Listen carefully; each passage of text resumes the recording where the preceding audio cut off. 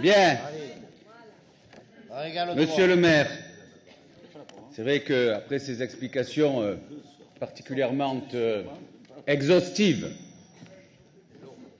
non pas longues, mais exhaustives, du Front National, il était temps de remettre un certain nombre de choses à l'endroit. Cela fera bientôt 20 ans, monsieur le maire, dans quelques mois, que les Marseillais vous ont confié la direction de notre ville. Et depuis, chaque année, lors de ce débat d'orientation budgétaire, nous entendons la même ritournelle venue des bancs de l'opposition. Alors, les interprètes ont varié. Pesé, Bisalion, et pour les plus jeunes, on vous expliquera qui c'est ces gens. Guérini, Menucci, Pigamo, Masse, et maintenant les deux Stéphane, Blanc-Bonnet et Bonnet Rose, Stéphane Marie et Stéphane Ravier.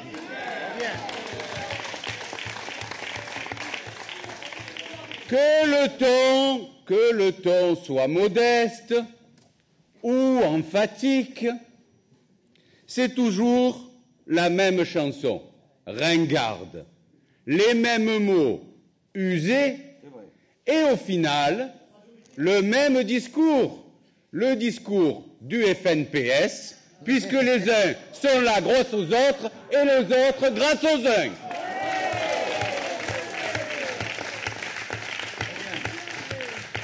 Alors, monsieur le maire, mes chers collègues, en résumé, nous serions de mauvais gestionnaires, adeptes de la dette, des impôts et de la dépense inutile.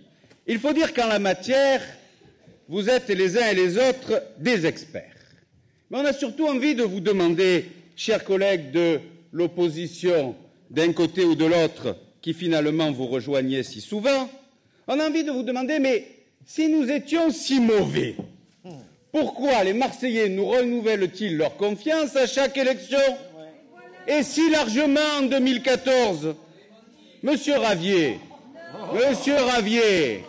Monsieur Marie, pensez-vous que nos concitoyens soient des idiots ou des masochistes pour élire des incompétents et se priver des grands génies de la finance publique que vous seriez les uns et les autres, comme on l'a vu pour les uns à Aubagne et pour les autres à Vitrolles et Marignane. Bien.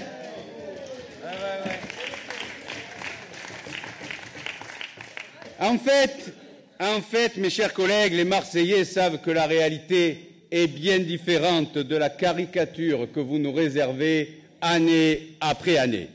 La réalité, c'est que depuis 1995, notre politique financière repose sur quelques fondamentaux intangibles et indispensables.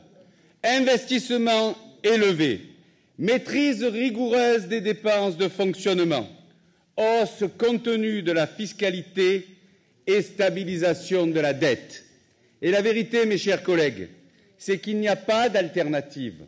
Aucune autre politique possible.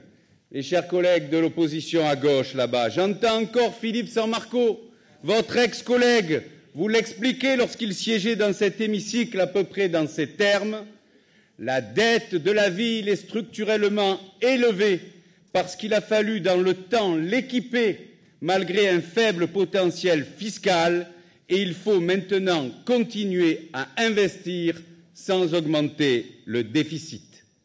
C'est cette gageure que vous avez réussi, monsieur le maire, avec Jean-Louis Touré, que je veux citer ici, qui fut votre adjoint aux finances pendant 18 ans.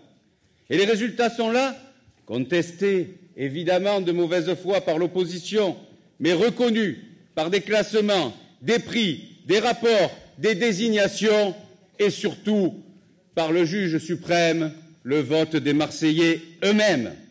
Croissance démographique, amélioration de l'image, explosion du tourisme, renouveau urbain, efforts sans précédent pour la sécurité des Marseillais, baisse du chômage, par parenthèse, monsieur Ravier, Il n'y a pas de statistiques stricto sensu sur Marseille, c'est sur le bassin d'emploi Marseille-Aubagne. Donc les chiffres que vous donnez, ils sont inexacts.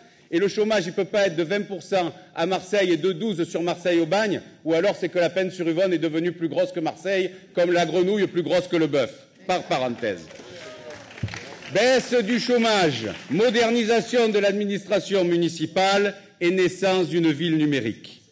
Alors en 2015, nous allons essayer de tenir le cap, nonobstant les coups de poignard dans le dos que le gouvernement socialiste assène à Marseille. Mes chers collègues, si nous recevions autant de millions d'euros dans les caisses que de ministres à visite à Marseille, nous pourrions même supprimer les impôts locaux.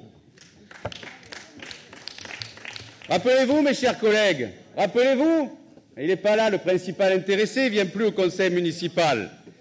Il y a à peine un peu plus d'un an, le Premier ministre en sursis, qui vient soutenir son candidat en déroute et qui prend les Marseillais pour des benets en leur annonçant des milliards d'euros dont on ne verra jamais, bien sûr, la couleur. Rappelez-vous cette trahison de l'esprit démocratique dont vous vous êtes rendus coupables tous ensemble derrière votre candidat à la déroute, à la dérive, même si vous ne l'assumez pas aujourd'hui. Non seulement les promesses ne sont pas tenues, mais pire, nous subissons la baisse générale des dotations que l'État applique aux collectivités territoriales. Alors vous avez raison, Monsieur Marie, vous avez raison. Nous sommes à l'UMP pour une réduction drastique du déficit qui menace l'indépendance de notre pays. Et si l'État s'appliquait à lui-même, dans les mêmes proportions, la saignée qu'il impose aux collectivités, nous l'accepterions. Mais il triche, il biaise. Pour réduire le déficit, il n'a pas le courage de réformer son administration. Il n'a pas le courage de mettre fin à la gabegie de l'aide sociale.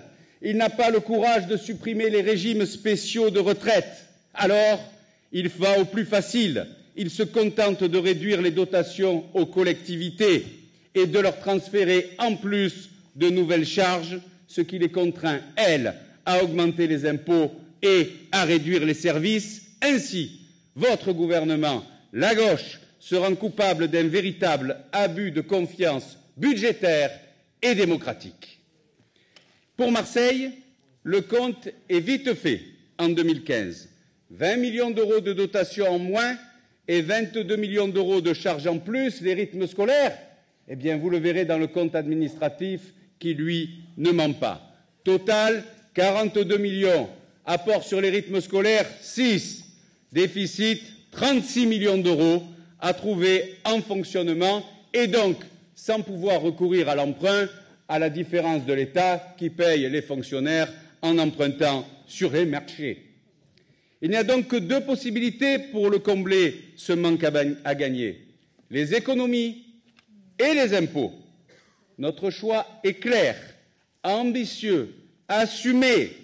Le trou que l'État nous impose sera comblé au maximum par des économies, par un effort sans précédent sur le fonctionnement des services et les subventions. Et puisque vous aimez les comparaisons, Monsieur Ravier, allez voir la croissance des dépenses de fonctionnement dans les autres grandes villes par rapport à Marseille et vous verrez qu'ici, nous faisons beaucoup mieux. Vos démonstrations gagneraient en efficacité si elles étaient plus objectives. Au nom des élus de la majorité municipale, Monsieur le maire, je veux à ce stade remercier l'adjoint aux finances, Roland Blum, pour le travail énorme qu'il fait pour expliquer la situation et convaincre du bien-fondé de son plan, car c'est loin d'être facile. Derrière le mot économie, il y a des réalités de terrain, une association qui connaîtra des difficultés ou des travaux qui ne seront pas faits. Il faut avoir le courage de l'assumer. Roland Blum le fait avec application et nous le soutenons tous.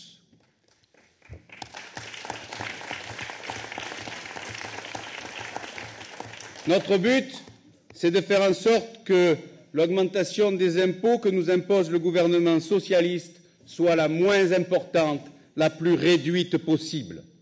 Et au-delà, il nous faut voir plus loin, poursuivre les efforts pour la sécurité, pour l'école, préparer Marseille, capitale européenne du sport 2017, Nous voulons continuer, malgré les obstacles, à développer Marseille et au-delà son territoire métropolitain, dont notre ville est la capitale incontestable et indispensable, la locomotive économique et politique. En réalité, la différence entre vous et nous, c'est que nous croyons dans le succès de Marseille.